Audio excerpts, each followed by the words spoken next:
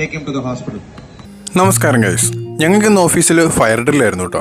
കഴിഞ്ഞ ദിവസം വോളണ്ടിയേഴ്സിനുള്ളൊരു ട്രെയിനിങ് കൂടാൻ വേണ്ടി ഞാൻ പോയില്ലേ, അത് ഈ ഡ്രില്ലായിട്ട് ബന്ധപ്പെട്ടായിരുന്നു. ഇന്നാണെങ്കിൽ പതിവിന് വിപരീതമായിട്ട് ഞാൻ കുറച്ച് നേരത്തെ വീട്ടിൽ നിന്ന് ഇറങ്ങി. വേറൊന്നുമല്ല, ഇന്ന് ഡ്രില്ലൊക്കെ ഉള്ളതല്ലേ, അപ്പോൾ ഇന്നത്തെ ടാസ്ക് മൊത്തം ചെയ്ത് തീർത്തിട്ട് വേണമല്ലോ നമുക്ക് ഡ്രില്ലിന് ഇറങ്ങാനായിട്ട്. അതുകൊണ്ട് നേരത്തെ ഇറങ്ങിയത്. കാര്യം ഡ്രില്ല് 2 മണിക്കൂറെന്തോ ഉള്ളൂ, പക്ഷേ ഞങ്ങൾ വോളണ്ടിയേഴ്സ് ആയതുകൊണ്ട് കുറച്ച് നേരത്തെ ഇറങ്ങണമെന്നാണ് പറഞ്ഞിരിക്കുന്നത്.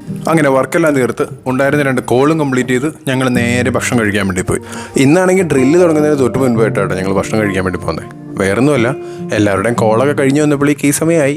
എല്ലാ ഡ്രില്ലിനും കാണിയില്ലേ, ഈ ആൾക്കാരുടെ അടുക്ക് ആരും അറിയാതെ പെട്ടെന്ന് തല ഇറങ്ങി വീഴുന്ന ഒരു അജ്ഞാതനായ രോഗി.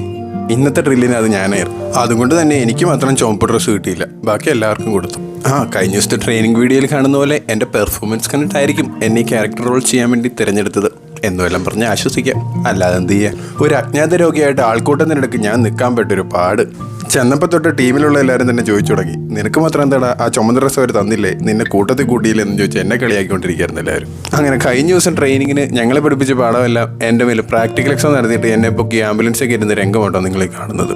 രോഗിയായിട്ടുള്ള എന്നെയും കൂട്ടർ ആൽവിനെയും ചേർത്ത് ആംബുലൻസിൽ കയറ്റിയവർ വിട്ടു. ഞങ്ങളങ്ങനെ വളരെ ഹാപ്പി ആയിട്ട് ചുറ്റുമുള്ള കാഴ്ചയൊക്കെ കണ്ട് ഞങ്ങളുടെ ബിൽഡിങ്ങിന് ചുറ്റും ഒരു റൗണ്ട് വളയം വെച്ച് ഞങ്ങൾ കയറിയെടുത്ത് തന്നെ വന്നിറങ്ങി. അങ്ങനെ ഡ്രില്ല് കഴിഞ്ഞ് തിരിച്ചു വന്നപ്പോഴേക്ക് ഞങ്ങൾക്ക് എല്ലാവർക്കും സ്നാക്സ് ഉണ്ടായിരുന്നു. അങ്ങനെ അതും കുടിച്ചുകൊണ്ട് അങ്ങോട്ടും ഇങ്ങോട്ടും എയർ കയറ്റുന്ന രംഗമാട്ടോ നിങ്ങൾ ഈ കണ്ടുകൊണ്ടിരിക്കുന്നത്. അതല്ലെങ്കിലും മാൻഡേറ്ററി ആണല്ലോ, ഒരുമിച്ച് കൂടിയാൽ ആരെങ്കിലും ഒരാൾ എയറിലായിരിക്കണം. എന്നിട്ടും വിശപ്പ് മാറാത്തതുകൊണ്ട് പോയി ഒരു ഐസ്ക്രീം ഫലോടെയും കഴിച്ച് ഞങ്ങൾ നേരെ വീട്ടിൽ പോയി. അപ്പോൾ ഓക്കെ, ബൈ.